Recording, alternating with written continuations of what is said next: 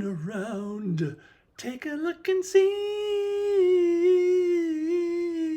Walk with me and down nostalgia lane.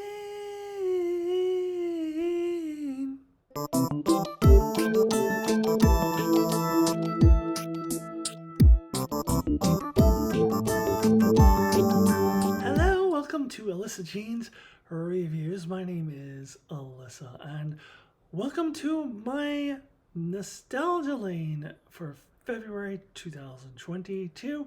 This is the latest in my monthly series of videos in which I rewatch a film from my youth and review it from the perspective of an adult.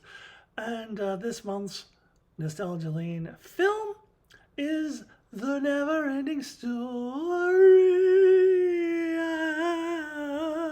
Anyways, The Neverending Story from 1984. Definitely a kid's film from my childhood. So, if you're not familiar with the Nostalgia Lane series, this is how it's going to go. It's always divided up into 4 parts. The first part, I tell you very briefly how I decided to review this particular film. Part 2 is when I talk about how I viewed the film when I first saw it, when it first came out, usually when I was a child. And then part 3 is my critique of it after my rewatch, rewatching it for the first time in many years as an adult. And that tends to be the biggest part of these videos, and it will be in this one as well. And then part 4, I give my rating out of 10, with 1 being the lowest score, 10 being the highest possible score, based on my rewatch as an adult, not what I would have given it back then. Okay, so let us go ahead and dive into this month's Nostalgia Lane for The Neverending Story. I don't think I can ever actually just say the title of this movie. I'm gonna have to sing it. Okay, here we go. Let's dive into it. Okay, so part 1, how did I decide to select this film for my Nostalgia Lane series? Why did I decide I wanted to rewatch this film? Well, it has the same story as some of my previous Nostalgia Lane films in that I saw it, that it was available on a streaming service, in this case Netflix. Netflix released a whole bunch of new crap in January, and I was going through it, and I saw this film, and then right next to it on my feed was another 80s movie, and I was like, both of those, I was like, I gotta rewatch both of those. So the other one will be next month, and I'll tell you what that is at the end of this video. I decided to do The Neverending Story first. I do believe I've seen it in my adulthood, but probably still a good 20 years ago. It's probably like in my late 20s, early 30s. I'm in my late 40s now, since I last saw it. So I have watched it as an adult, but I don't really remember what I thought of it. So it's been a very long time, and certainly it's been a very long time since I watched the film regularly, as I used to watch it semi-regularly on VHS tape back in the 80s, but it's been a very, very long time since then. So I could not help it when I saw this available on Netflix. I was like, wow, I've got to do that one for a Nostalgia Lane. And so here we are. Okay, part 2, what I thought of it back then. This is going to be a pretty short section in this review. And the vast majority of the runtime of this video will be in part 3, because honestly, I don't really remember a lot of specifics of what I thought about it back then, other than I know that I loved it. That much is true, and I kind of, this might fit into part 3 a little bit, but during my rewatch, I can really see why I would have loved it back then, because it has the formula of the hero's tale. It's very similar to all the classic stories from Greek mythology, which I was very much into around that time period. Like between 8 and 10 years old, I would have very much been into Greek mythology stories, and this would have reminded me of that, and I can kind of see why I would have absolutely loved this film. One thing I do remember pretty clearly is Falkor and how much I loved that character.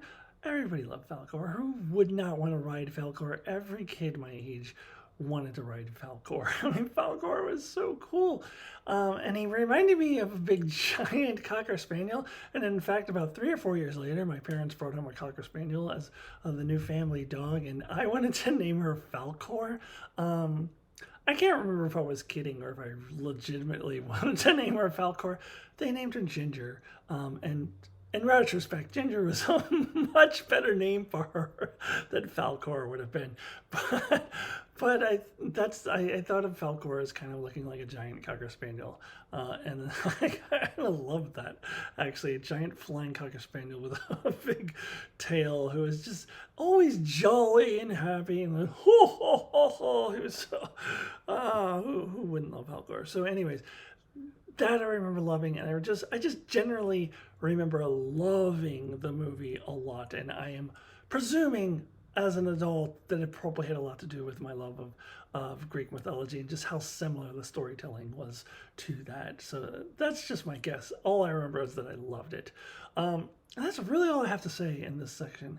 To really get into the heart of the matter, let's talk about my viewing of it now as an adult. Okay, now we get into the heart of the matter, part 3, what I thought of the film after my rewatch. And so let me start first with more of the kind of aesthetics of it, the more surface level stuff. I am assuming that this was a very low budget film when it was first made. I actually didn't verify that by any sort of research, but it certainly seems that way because I've seen what high budget films look like from that era.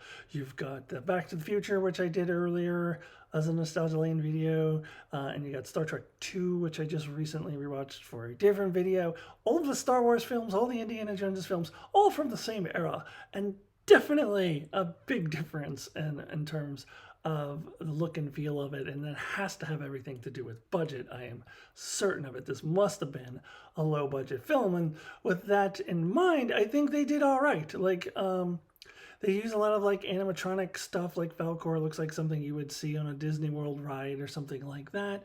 But I like it. I like the practical effects, like instead of like a CGI diarrhea. Like I like the practical effects, and it's very simplistic. It's definitely not overdone, and I like that.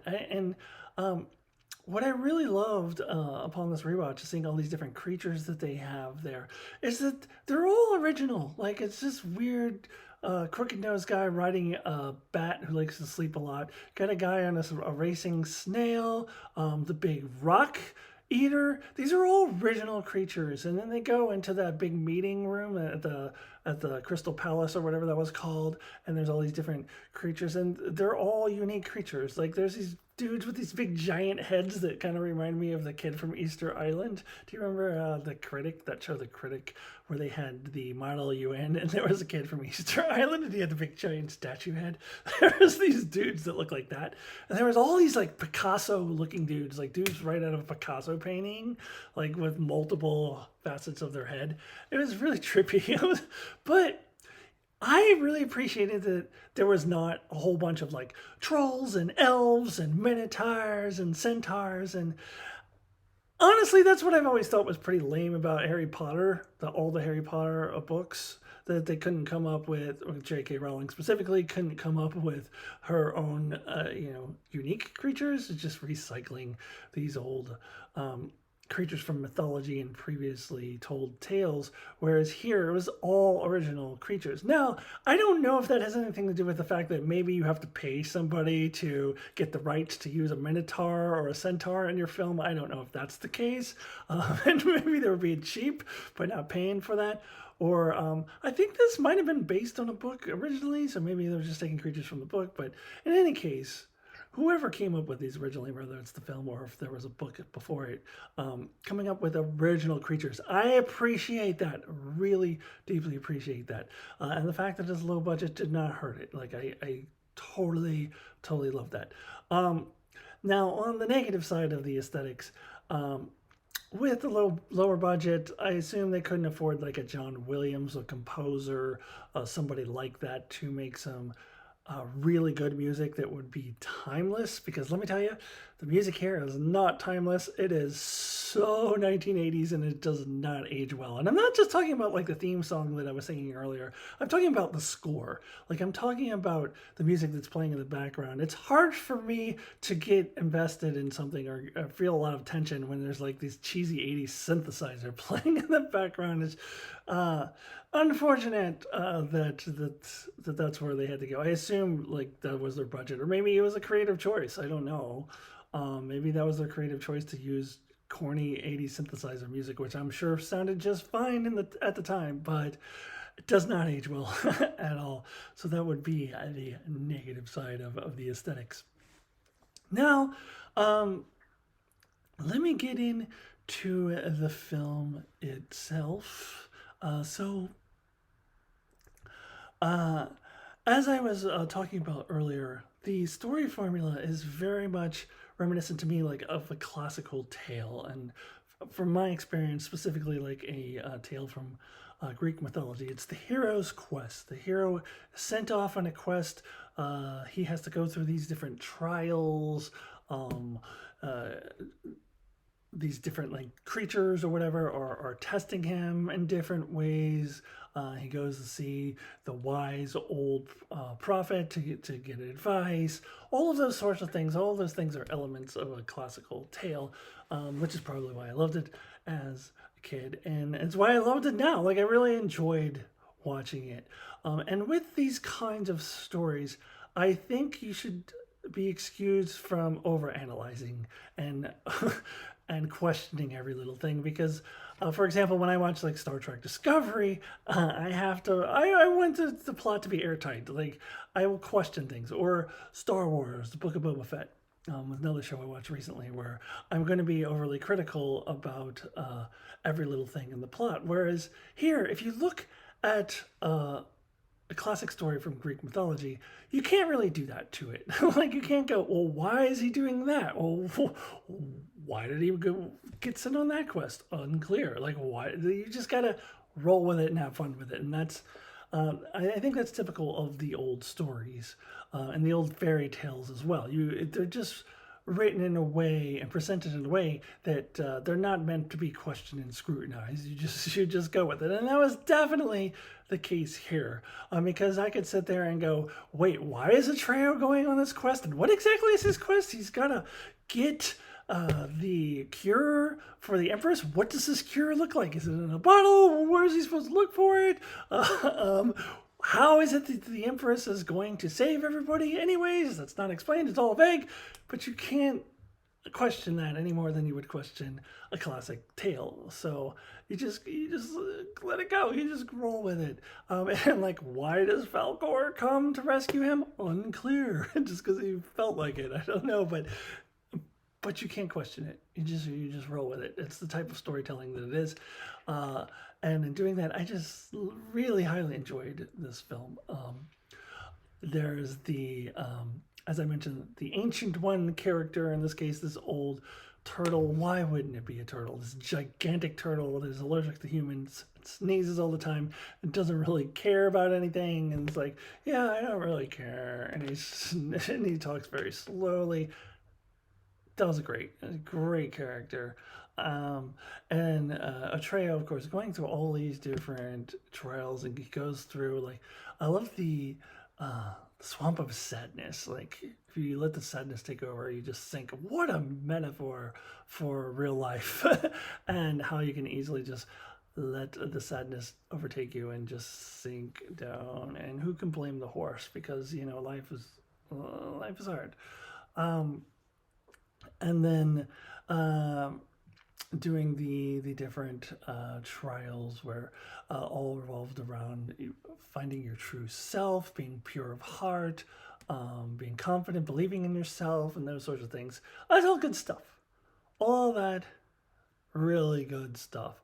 I very much quite enjoyed myself during this rewatch. All the way up until the end. The ending, I'll get into that in just a minute. But actually, I will also have to point out that in the very, very beginning of the film, during this rewatch, I couldn't help but notice just how corny it was. All the stuff that takes place in like our world, the real life stuff, and the bullies going, "Hey, weirdo! You're such a weirdo!" and we're gonna throw you in the garbage. It was very cheesy, but par for the course for the 1980s. So I can't hold too much against it for that. And I'll get into that ending and why I hated it in just a minute, but. I also kind of want to point out the other thing that I really appreciate this contrast with the Goonies, which I watched last month, which is also what I would consider to be a kids film. That was the type of kids film that really relied heavily on slapstick comedy, and the villains got kicked in the balls or had something happen to their balls several times. It was very like Looney Tunesy and Home Alone-y. I appreciate a good, pure, innocent kids film that does not have to rely on dudes getting kicked in the nuts. Like this was a good, pure, genuine, innocent kids film that was all about the imagination and all of that stuff. Although they kind of fail in the end. All right, so let me go ahead and get into that right now. Okay. So, in the ending, you get a couple speeches from the Empress. First, she's talking to her trio, and then she's talking to Bastion. And it was good at first. I was with him. I was with them at first when she is talking to a trio and explaining about Bastion and how he is involved in the story but doesn't realize it and how he's afraid. And then she also mentions, and then there are these others who are also watching Bastion, and they were with him when he was attacked by those bullies in a trio. It's just like, what the fuck are you talking about? But we know she's talking about us. She's talking about the audience. So it's very meta. And I liked how they went meta there. All of this was working for me so far. Then, when she talks to Bastion, so the whole thing is that you can save Fantasia. Fantasia can live on if you only make a wish and then just keep on wishing. How many wishes do I get? As many wishes as you want. What does that mean? What does that mean? So is it just the act of wishing? So it doesn't matter if they come true or not. But then his first wish apparently was to ride Valcor. That does come true. So I don't get it. Fantasia lives on because the kid makes a lot of selfish wishes for himself.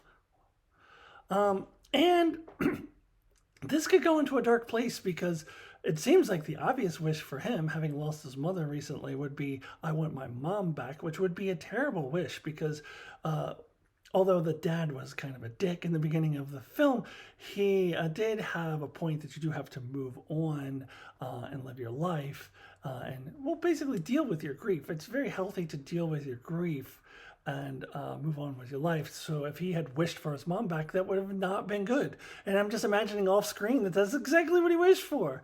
And then you could do a really dark parody of this. He could get really dark. He could wish for the bullies to get their heads torn off and exploded and all sorts of gruesome things if he really wanted to get dark with it. Like, what wishes? How is this good? Like, I don't understand how, make wishes. The whole thing is just, well, pardon the term, but wishy-washy. Just, no pun intended, but just very, like, flaky and just cringy. And it's as if somebody just wrote down a bunch of words to try to make it sound like they were making some kind of profound point. But really, it's just a series of words about something, wish, something. That means nothing. It's meaningless, absolutely meaningless. And it is disappointing because they were really setting up for what could have been a very powerful message. Now, not all movies have to have a message. They don't have to have a point. They don't have to have a moral. But this film did present itself as one that was delivering some sort of message, but really they were delivering a bunch of gobbledygook that meant nothing. So if you're going to purport yourself to be a film that has a message, you damn well better have an actual message. And I feel like they were setting up for a good one earlier in the film. I think back to that wolf thing when Mordock or whatever his name was, the evil wolf guy, he was saying that um, yeah, he wants to stop on the hopes and dreams of humankind, and that he wants to squash them because humans without hopes and dreams are easy to control. That's a very key line because honestly, that's kind of what our whole educational system is based around and has been since the time of Neverending Story and many, many, many decades prior to the Neverending Story, like forever and ever. That is how our educational system has been based upon. And I'm not talking about the individual teachers. I myself am a teacher, so I'm not crapping on teachers. I'm talking about the system. It is generally not one that promotes creativity. It doesn't promote you finding your true self, your true intelligence, what you're truly good at. It doesn't promote imagination. It promotes you eventually turning into a corporate robot working in a cubicle. That's basically what the educational system is designed around. If you think about it, whenever there are budget cuts in education, what are the first things to go? Music, art, athletics, things that people who are good at and trying to fulfill themselves and what they are really good at. So what a powerful message we could have had if Bastian had been set up to be an artist, either a visual artist, like a sketch artist who draws pictures, or a writer. And Fantasia lives on because he is now drawing pictures of Fantasia, or he's a writer and he's writing about Fantasia, and you could have had the little epilogue at the end. Sebastian grows up and blah, blah, blah, blah, blah, and you could have explained that real quick, whatever. And that would also tie in to the beginning part when the dad was basically shitting on him having any sort of imagination whatsoever. I'm like, no, you've got to come back to the real world and you've got to, turn into a corporate drone. That's basically what he was saying. And like, keep your heads out of the clouds. And how nice would it have been if to prove the dad wrong? Because like, no, I have this wonderful imagination and I'm going to incorporate Fantasia into my life and it's going to be a wonderful thing. That would have been great. I think that would have tied everything all together. And as it stands, they never really refuted what the dad said at the beginning of the movie. Like, they never said that he was wrong necessarily. There's nothing that Bastian does at the end that proves his father wrong. He's running around Falcor and wishing for stuff. Like, it seems like, I guess his dad was right. I don't know. He needs to get his head out of the clouds and eventually come back down to reality, which is what the ending monologue says. Oh, he eventually comes back to reality. Like, what? What?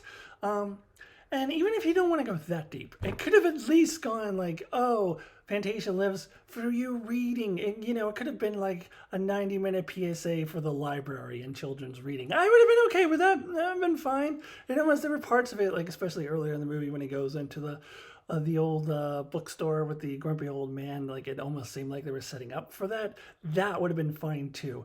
Just something meaningful, something that makes sense, not this wishes, blah, blah, blah, something. Like, what? It was meaningless. So that unfortunately knocked the film down quite a lot for me because I was going in thinking that this is a really, really great kids movie. And I still think it's a pretty great kids movie overall, but and the kids watching it wouldn't be bothered by that ending from their perspective. But me as an adult watching it, like, it was a real missed opportunity. Like, they really could hammered home a really positive, meaningful message. And it seemed like they were setting up to do that. And then at the end, something wishy. So, anyways, that is my take on the Neverending Story after my rewatch. Now let me go ahead and give my rating. Okay, so here's part 4 of my rating for the film out of 10 based on my recent rewatch. So 1 would be the lowest possible score, 10 the highest possible score. So I think I'm going to give out the first 0.5 of my Nostalgia Lane series. So I give out 0.5s when I'm stuck between two whole numbers. In this case, between 7 and 8. So 8 feels a tad too high for this, given that they really failed on the ending there. They a real missed opportunity, as I was just talking about. 7 feels a little low because that makes it only 1 point higher than the Goonies, and I definitely think it's more than 1 point higher than the Goonies. So, my rating out of 10 for the Neverending Story is a 7.5, split right down the middle. Still an overall really great kids movie. But unfortunately, that ending knocks it down quite a bit. If it had any sort of meaningful ending at all, it would have been a 9. If it had a really powerful ending, it would have been a 10. But 7.5 is where it lands. And this is a film that I was thinking it would be good to be rebooted in modern day. I'm not talking about Neverending Story 2 or Neverending Story 3. I mean, like a fresh start, a reboot. And, I looked it up on IMDb, and it does say that there is a Neverending Story project in development. I don't know anything about it. There were no details, but it sounds like maybe they are rebooting it. So I would be very curious if they can get it right this time, get the ending right this time. I would be very interested to see what they do with that. Anyways, that does it for my review for The Neverending Story. So next month I will be back with Nostalgia Lane, and the film that I'm going to watch that is also from the 80s that I had mentioned before was on the Netflix feed right next to The Neverending Story. Was also one that was like, oh, I gotta really watch that one too.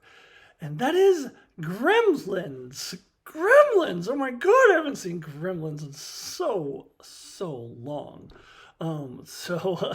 I'm really curious to watch it now. Like, I don't think I've seen this since at least 1987 or so.